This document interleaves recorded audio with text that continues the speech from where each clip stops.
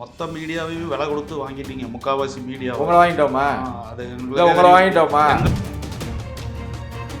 முதல்ல திமுகவை கேவலப்படுத்துறீங்க, மக்களை கேவலப்படுத்துறீங்க. இப்போ நீங்கள் உங்களுடைய பிழைப்பாக இருக்கக்கூடிய மீடியாவே கேவலப்படுத்துறீங்க. உங்க தலைவர் தான் தேமுதிகவே ரெண்டா உடைச்சாரு. தவறா பேசாதீங்க. அரவணைக்கிறதுன்னு ஒண்ணு இருக்குல்ல, தவறா பேசாதீங்க. தேமுதிகவோடு கருத்து வேறுபாடு கொண்டு அந்த கட்சியை சேர்ந்தவர்கள் சிலர் திமுகவில் சேர்ந்தார்கள், சிலர் அதிமுகவில் சேர்ந்தாங்க. அதனால திமுக தான் அதை உடைச்சதுன்னா திமுக எந்த கட்சியும் உடைக்க வேண்டிய அவசியம் இல்லைங்க. நீங்களா போய் அவங்கள கூப்பிடவே இல்லை. அப்ப மீடியாக்கள் ஒரு 150 கோடி கொடுத்து எழுதுனாங்க. கோடி கீடிலாம் எங்களுக்கு எத்தனை செய்யப்படுறோம் கூட தெரியாதுங்க. ஏங்க தவறா பேசுறீங்க? இந்த டைம் காங்கிரஸ் உங்க கூட்டணிக்கு வராம இருந்திருந்தா சிதம்பரம் காங்கிரஸ்னு ஒன்று உருவாக்கியிருப்பீங்க. நீங்க வராம இருந்தான்னு ஏங்க ஒரு நடக்காத விஷயத்த பேசுறீங்க? எப்படி தோக்குற தொகுதிகளை பூரா அவங்களுக்கு தள்ளி விட போறீங்க. மீடியாக்குன்னு ஒரு இலக்கணம் இருக்கு, இலக்கணத்தோட வரம்பை மீறாது.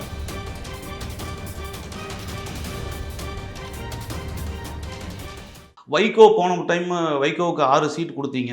இந்த டைம் 4 சீட்டு தான். அது 4 சீட்லேயுமே நீ திமுகவில் இருந்தனா தான் 4 சீட்டு, இல்லாட்டி 3 சீட்டில் தான் சொந்த சின்னத்தில் இருந்தீங்கன்னா தருவோம்ட்டு ஒரு பேச்சுவார்த்தை வந்ததா நாங்கள் உள்ளேருந்து பார்க்கல. நீங்கள் உள்ளேருந்து பார்த்தீங்களான்னு கேட்பீங்க. அவரே ஒரு மன உளைச்சலில் தான் இருக்காரு, கூட்டணியை விட்டு வெளியில் போகிற ஒரு முடிவில் இருக்காரு அப்படிங்கிற மாதிரி செய்திகள் எல்லாம் வருது. காலைல உங்கள் வீடு தேடி வந்து வைகோ சொன்னார். நான் தான் சொன்னேன்னு. ஏங்க நான் கேட்குறது அப்பையிலேருந்து சொல்கிறேன், ஆரம்பத்துலேருந்து எங்கள் உள்கட்சி எங்களுடைய உள்கூட்டணி விவகாரத்தில் தலையிடாதீங்க. வைகோ ஒரு வேளை கூட்டணி விட்டு வெளியேறி வந்தால் இந்த கேள்வியை கேளுங்க. அதுக்கெல்லாம் வாய்ப்பே இல்லை. வைகோ மதிமுகவோடு சுமூகமான பேச்சுவார்த்தை நடந்து முடிந்திருக்கிறது. அவர்கள் உரிமையோடு கேட்டிருக்கிறார்கள். எங்களுடைய தலைவர் தாயுள்ளத்தோடு கொடுப்பார். அதனால் அதை பற்றிலாம் நீங்கள் ஒரி பண்ணாதீங்க. 4, 6, 8, 10 நீங்கள் ஏங்க பேசுகிறீங்க? அது எங்களுக்குள்ளங்க. எங்களுக்குள்ள ஒரு குடும்ப உறுப்பினர்களுக்குள்ளே உள்ள பேச்சுவார்த்தை நல்லா இருக்குது. நீங்கள் ஏன் அவர் மனக்குமுறலோடு இருக்கார்? பார்த்தீங்களா அவர் கேட்டிங்களா? இல்லை உங்கள்கிட்ட ஃபோன் அடிச்சு சார் எனக்கு மனக்குமுறல் இருக்குன்னாரா? ஏன் அடிப்படையில் கேள்வி கேட்குறீங்க? திமுக கூட்டணி பலமாக கூட்டணி, நலமான கூட்டணி, வலுவான கூட்டணி, நல்லா இருக்கும், அவ்வளோதான். தேமுதிக உங்கள் கூட்டணிக்கு வந்ததை நீங்கள் பார்த்தீங்களான்னு என்னை பார்த்து கேட்கக்கூடாது. பொதுவாக எல்லாருமே கேப்டனோட ஆன்மாங்கூடி மன்னிக்காது இந்த கூட்டணிக்கு போய் சேர்ந்தது. ஏன்னா அந்த தேமுதிகவை ரெண்டா உடைச்சாரு கலைஞர். இப்போ தேமுதிக அதிமுக கூட்டணி வச்சாங்கல்ல, கலைஞர் உடைச்சாரு. ஏங்க அதிமுக கூட்டணி வச்சார்ல, அப்புறம் சண்டை வந்தது இல்லை. அதை விஜயகாந்தை இப்போ சட்டப்பேரவையிலேருந்து நீக்கினாங்கல்ல. 6 மாதம் தற்காலிகமாக நீக்கி வச்சுருந்தாங்கல்ல. திரும்பவும் அதிமுகவோட தேமுதிக கூட்டணி சேர்ந்ததில்ல. அரசியலில் கூட்டணிங்கிறது தேர்தலில் சேர்றது சகஜங்க. தேமுதிக காலங்கடந்து ஒரு முடிவு எடுத்திருந்தாலும் இப்பொழுது நல்ல இடத்தை நோக்கி வந்திருக்கிறார்கள். சேர வேண்டிய சரியான பாதைக்கு வந்திருக்கிறார்கள்.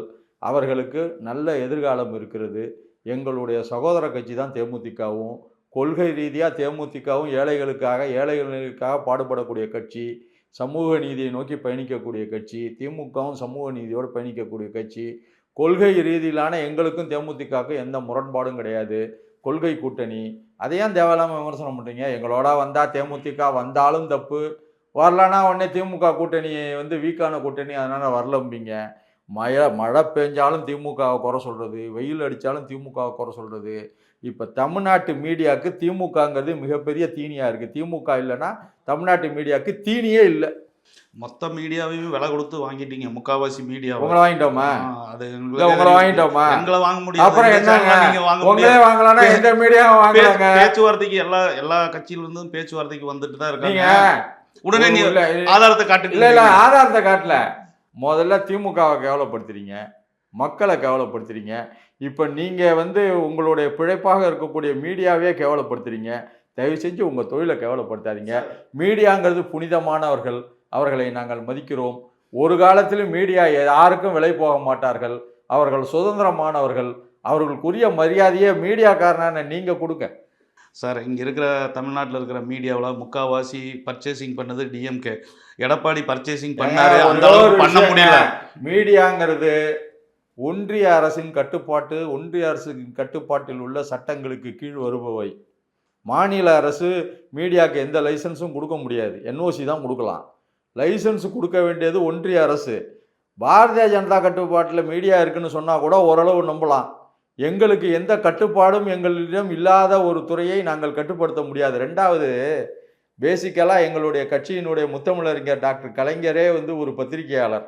முரசொலி 13 வயதில் 1942 முரசொலியை கையெழுத்து பிரதியாக ஆரம்பித்தவர். நாங்கள் போய் எங்களுடைய பத்திரிகை துறைங்கிறது திமுகவினுடைய சகோதரரும் திமுகவினுடைய தாய் வீடு. தாய் வீட்டை நாங்கள் போய் கட்டுப்படுத்துவோமா, இல்லை தாய் வீட்டை போய் நாங்கள் விலை கொடுத்து வாங்குவோமா? தயவு செஞ்சு மக்களையும் மீடியாவையும் கொச்சப்படுத்தாதீங்க. இருக்கிற கட்சிகளுக்கு வரப்போகிற எலெக்ஷனில் யாருக்கு காசு கொடுக்க போகிறதில்ல, கட்சிகளை விலை கொடுத்து வாங்கலை, மீடியாவை பர்ச்சேஸ் பண்ணல. கரெக்டு தானே நீங்கள் சொல்ல வர்றது எல்லாம்? செய்த சாதனைகளை சொல்லி மக்களை சிந்திச்சு எங்களுடைய சாதனைகளும் கூட்டணியும் பலமாக இருக்குது. நாங்கள் எதை பற்றியும் யோசிக்க வேண்டிய அவசியம் இல்லை. மக்கள் எங்களோடு தெளிவாக இருக்காங்க. ஆன்டி இன்கம்பன்சிவ் என்று சொல்லக்கூடிய எதிர்ப்பலை சுத்தமாக இல்லை. இன்றைக்கு தொகுதிக்குள் திமுக நிர்வாகிகளும் அமைச்சர் பெருமக்களும் சட்டமன்ற உறுப்பினரும் உள்ளே செல்லக்கூடிய சூழல் இருக்கிறது. 2021 இதே சூழல் எடப்பாடி பழனிசாமிக்கோ அவரது அமைச்சர்களுக்கோ அவருடைய சட்டமன்ற உறுப்பினருக்கோ இல்லை. இப்போ நாங்கள் ஒவ்வொரு கிராமமாக போயிட்டுருக்கோம். நல்லா வரவேற்கிறாங்க. குறிப்பாக இந்த மகளினுடைய வரவேற்புக்கு, இளைஞர்களுடைய வரவேற்பு கடுமையாக இருக்குது.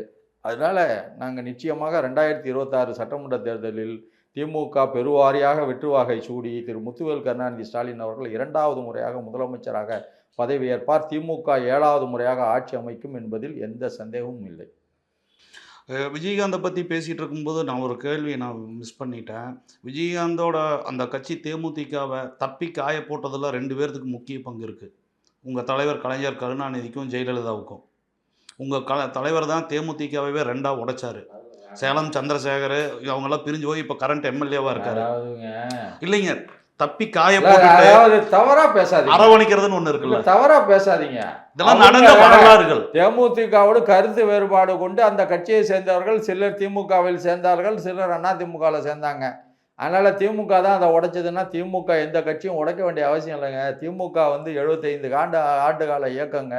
எந்த கட்சியும் உடைச்சி அழைச்சிட்டு வந்து சேர்க்கணுங்கிற அவசியம் இல்லை. எங்கள்கிட்ட ஏற்கனவே கிட்டத்தட்ட 3 கோடி உறுப்பினர்கள் இருக்காங்க. அவங்களா விரும்பி வரக்குள்ள நாங்கள் வராதுன்னு நாங்கள் கதவை சாத்த முடியாது. அதனால் அவங்க விரும்பி வரவங்களை போய் நாங்கள் உடைக்கிறோன்னு தவறாக பேசாதீங்க. நான் உங்கள்கிட்ட சொல்கிறதே, மீடியாவுக்கு கும்பிட்டு கேட்குறதே, தவறாக பேசாதீங்க. நீங்களாம் கற்பனையில் பேசாதீங்க, ஆதாரத்தோடு பேசுங்க. எங்கே யார் பார்த்தா யார் உடைச்சான்னு ஆதாரம் சொல்லுங்கள், பதில் சொல்கிறேன். அடிப்படை ஆதாரம் இல்லாத கேள்விகளுக்கு வழக்கறிஞர் என்ற முறையில் என்னால் ஹேசியத்துக்கு பதில் சொல்ல முடியாது. இந்த டைம் காங்கிரஸ் உங்க கூட்டணிக்கு வராம இருந்திருந்தா சிதம்பரம் காங்கிரஸ்னு ஒன்று உருவாக்கியிருப்பீங்க. இங்க யாரு வராம இருந்தான்னு ஏங்க ஒரு நடக்காத விஷயத்த பேசுறீங்க? இல்ல, அப்படித்தான் ஒரு சூழ்நிலையே இருந்தது. எங்களுடைய உறவும் காங்கிரஸ் உறவும் எப்படின்னு வச்சிங்க, 2024 பாராளுமன்ற தேர்தலில் 100% வெற்றியை மக்கள் கொடுத்தாங்க. மக்களுக்கு நன்றி தெரிவிக்க தலைவர் வந்து கோயம்புத்தூர்ல ஒரு கூட்டம் ஏற்பாடு பண்ணார். கூட்டத்தில் சிறப்பு விருந்தினராக ராகுல் காந்தி கலந்துக்க வந்தார். அப்பொழுது தலைவர் திரு முத்துவேல் கருணாநிதி ஸ்டாலினை சந்திக்க ராகுல் வரும் பொழுது சாலை தடுப்பை தாண்டி குதித்து ஓடி சென்று ஸ்வீட் கடையில் ஸ்வீட் வாங்கி கொண்டு வந்து என்னுடைய சகோதரருக்கு இனிப்பு வழங்குகிறேன் என்று சொன்னார். அதுபோல் ராகுல் காந்தி எங்களுடைய இளைய சகோதரர், திரு முத்துவேல் கருணாநிதி மூத்த சகோதரர். நாங்கள் ஒத்துமையாக இருக்கோம். தேவையில்லாமல் ஏன் காங்கிரஸை உடைக்க போகிறோம்? எங்கள் சகோதரனை நாங்கள் ஏன் உடைக்க போகிறோம்? ஏன் தேவையில்லாமல் நாங்கள் பிரிகிறோங்கிறதுக்கே வேலை இல்லை, அப்புறம் பிரிகிறோங்கிறதுக்கே வேலை இல்லாதப்ப ஏன் உடைக்கணும் சொல்லுங்க. சரி, இப்போதைக்கு எல்லாம் ஒரு அசம்பிள் ஆகிட்டீங்க, ஒரு கூட்டணி. இன்னும் தொகுதி எப்பயுமே 2016 ஒன்னா தான் இருக்கும். ஒரு தொகுதிக்காக 2001 நினைக்கிறேன் வைகோ கூட்டணியே உடைச்சிட்டு வெளியில வந்தாரு. இதெல்லாம் நடந்திருக்கு ஒரு தொகுதிக்காக. அன்னைக்கு நடந்தது இன்னைக்கு நடக்கும்னு எதிர்பார்த்தீங்கன்னா உங்களுடைய பகல் கனவு பலிக்காது. திமுக கூட்டணியிலேருந்து ஒரு கட்சியும் வெளில வராது. இன்னும் வேணால் கட்சிகள் சேரலாம். கட்சிகள் வெளியேறக்கூடிய வாய்ப்பு 100% இல்லை. இப்போ க்ளோஸ்டு போர்டு இன்னுமே சேர்த்தலாம். ஏங்க நம்ம வீட்டுக்கு உங்கள் வீட்டுக்கு ஒரு 10 பேர் வராங்க காப்பி குடிக்க சார். இல்லை எங்கள் வீட்டில் இடம் இல்லை, கதவை சாத்திடுவீங்களா? இல்லை அவ்வளோ கொடூரமானவங்களா நீங்கள்? பஸ்ஸில் இடமே இல்லை, ஏற்கனவே எல்லாம் டாப்ல உட்காந்துருக்காங்க, அந்த பஸ்ஸே நிறைஞ்சிருச்சு. பஸ்ஸில் இடம் இல்லைன்னா அடிஷனல் பஸ் போட்டு போகிறோம். நீங்கள் ஏன் கவலைப்படுறீங்க? நாங்கள் பார்த்துக்குறோங்க. அப்போ இன்னும் பல கட்சிகள் வந்தாலும் சேர்த்துக்கொள்வோம். அங்கே பிரிக்கிறதுக்கு இடம் இல்லை. அது தலைவர் பார்த்து பாருங்க, அவருக்கு என்ன செய்யணும்னு தெரியும். தலைவர் அவருடைய அதாவது அவருடைய அரசியல் அனுபவம் என் வயதை தாண்டினது. அவருக்கு தெரியும் என்ன செய்யணும்னு. 9 வயதிலே கோபாலபுரத்திலே மாணவர் திமுகவை ஆரம்பித்தவருக்கு தெரியும் எப்படி கட்சியை நடத்த வேண்டும், எப்படி கூட்டணி அரவணைத்து செல்ல வேண்டும்னு. இன்னைக்கு வரலாறு படைச்சிருக்காரு. இன்னைக்கு இந்தியாவிலே ஒரே கூட்டணி 4 தேர்தலை தொடர்ந்து சந்திக்கிறது திமுக கூட்டணி தான். 2019 பாராளுமன்றம், 21 சட்டமன்றம், 24 பாராளுமன்றம், 26 சட்டமன்றம். அதனால சிந்தாமல் சிதறாமல் கூட்டணி வலுவாக இருக்கிறது. புதிதாக கட்சிகள் வருகிறதே ஒழிய 2019 பாராளுமன்ற தேர்தலில் ஏற்பட்ட கூட்டணியிலிருந்து ஒரு கட்சி கூட எங்களிடமிருந்து வெளியே செல்லவில்லை. அதனால அவருக்கு தெரியும் யார் வந்தா எப்படி அரவணைக்கணும்னு தெரியும். கட்சிகள் வருது அப்படிங்கிறத தாண்டி நீங்களா கூப்பிட்டுக்கிறீங்க. அண்டர் டீலிங் நிறைய பேசி நடந்துட்டு இருக்கு. திருப்பி சொல்றோம் வரவங்கள நாங்க வேணான்னு சொல்ல முடியாது. நாங்க போய் வழியை கூப்பிட வேண்டிய அவசியம் எங்களுக்கு இல்லை. எத்தனை முறைங்க நான் சொல்றது, வாய் வலிக்குதுங்க. தேமுதிகவோட விஷயத்துல வந்து நீங்களா போய் அவங்கள கூப்பிடவே இல்லை. அப்ப மீடியாக்கள் ஒரு 150 கோடி கொடுத்து எழுதுனாங்க.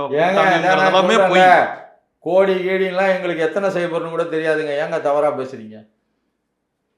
நிதானமாவே எல்லா பதிலையும் சொல்லிட்டு இருக்கிறீங்க. உங்க வாயிலிருந்து வேற ஏதாச்சும் ஒரு வார்த்தையாவது வாங்க முடியும்னா ஒரு அட்வொகேட்டுக்கான அத்தனை பேசுறவன். எனக்கு பொய்லாம் பேச தெரியாது, எனக்கு இளைச்சத்தில் அடிப்படையில் பேச தெரியாது, கற்பனையா பேச தெரியாது, பொய் பேச தெரியாது. நிஜத்தை நிஜம் என்று பேசக்கூடிய ஒரு நியாயமான வழக்கறிஞர் தான். இந்த தேர்தல் முடிஞ்சு ஒரு நாள் நான் உங்களை பேட்டி எடுக்கிறேன். இந்த தேர்தலில் தனி மெஜாரிட்டி டிஎம்கேக்கு வந்துருச்சுன்னா அப்பவே காங்கிரஸை கழட்டி முடுக்க போறீங்க. அது வந்து எல்லாத்துக்கும் நான் தான் சொல்றேன்ல, காங்கிரஸ் எங்களுடைய சகோதரர். அதானுங்க தேர்தல் முடிவு வரைக்கும், எலெக்ஷன் ரிசல்ட் வரைக்கும் நான் உங்கள்கிட்ட பேட்டி கொடுப்பேன், நீங்க பேட்டி எடுப்பீங்க. அப்பயும் இதே கண்டிஷன் தான் ப்ரிவைல் ஆகும். தேவையில்லாம போட்டு மனசை போட்டு குழப்பிக்காதீங்க, எதுவும் நடக்காது.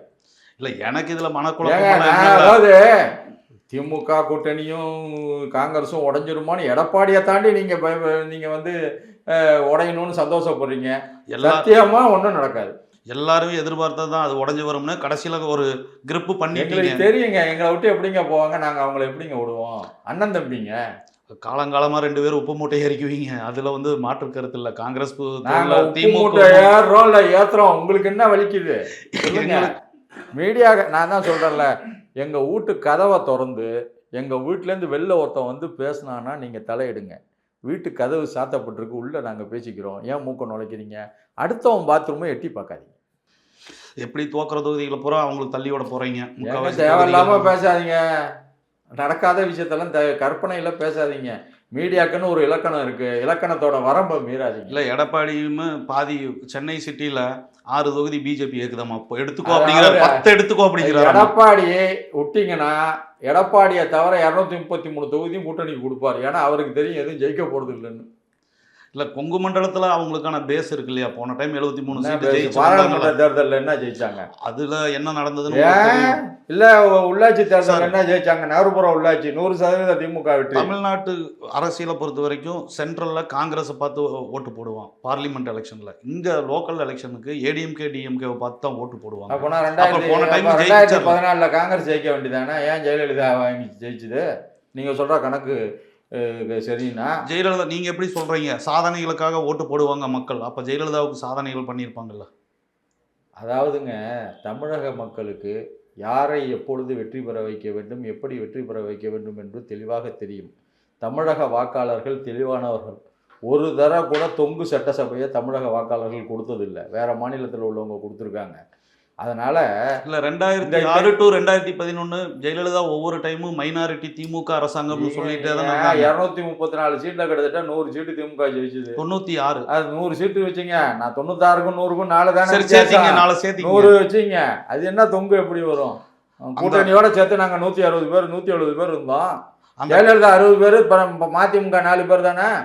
இல்லை அந்த டைம் ஜெயலலிதா திமுகங்கிற வார்த்தையே சொல்லாது, மைனாரிட்டி திமுக. அது இறந்து போன அம்மையாரை பற்றி நான் பேச விரும்பல, விடுங்க. இல்லை இந்த நடந்த வரலாறு விமர்சனம். ஜெயலலிதாலாம் என்ன என்னைக்கு அரசியலுக்கு வந்தாங்க, என்ன கற்றுக்கிட்டாங்க, விடுங்க. அதை பற்றி பேச விரும்பல. இறந்து போயிட்டாங்க. அவங்கள பற்றி நம்ம அவங்களையோ அவங்க அரசியலை பற்றியோ பேசக்கூடாது. திமுக 75 ஆண்டுகளை தாண்டிய ஒரு ஆலமரம், ஒரு பலமான திராவிட கட்சி. இன்னைக்கு இந்தியாவில் வந்து பிஜேபியை சித்தாந்த ரீதியாக எதிர்க்கக்கூடிய ஒரே கட்சி திமுக. அதனால நீங்க திமுக வந்து மைனாரிட்டி அரசுன்னு நீங்க சொன்னாலும் ஒன்றும் உங்களுடைய வாதம் எடுப்பட நான் சொல்லல. ஜெயலலிதா நீங்க தெய்வமாக நினைக்கக்கூடிய ஜெயலலிதா சொன்னாலும் நீங்க சொன்னாலும் எங்களை ஒன்றும் பண்ண முடியாதுங்க. ஜெயலலிதா திமுக மக்களோட கட்சிங்க. அப்போ 2011 2016 ஜெயலலிதா பண்ண 2 டைம் ஆட்சி தொடர்ச்சி கைப்பற்றினாங்க. 2016ல் 234 தொகுதிகளையும் ரெட்டலையை போட்டு ஜெயிக்க வச்சாங்க. அப்படி ஒரு சூழ்நிலை திமுகவுக்கு எப்போ உருவாகும்? அதெல்லாம் காலம் தான் பதில் சொல்லும். எங்களை தேடி வரவங்களாம் நாங்கள் கைவிட முடியாது. இல்லை சகோதரர்கள் கூட்டணின்னு எங்கள்கிட்ட வரவங்கள நாங்கள் கைவிட முடியாது. அதனால் இதுக்கெல்லாம் வந்து தேர்தலுடைய ஹேஷியத்துக்கெல்லாம் நான் பதில் சொல்ல முடியாது. இது வரைக்கும் அப்பட்டமாக எல்லா உண்மைகளும் பகிர்ந்துட்டீங்க. ஓட்டுக்கு காசு கொடுக்கறதில்ல, இனிமேல் கொடுக்க போகிறது இல்லை, கட்சிகளை பர்ச்சேஸ் பண்ணல, சொன்ன பல உண்மைகளை எங்களுக்காக சொல்லியிருக்கீங்க. உங்களது கருத்துக்கு மிக்க மிக்க நன்றி. உண்மையை மட்டும் பேசுவோம். நன்றி, வணக்கம்.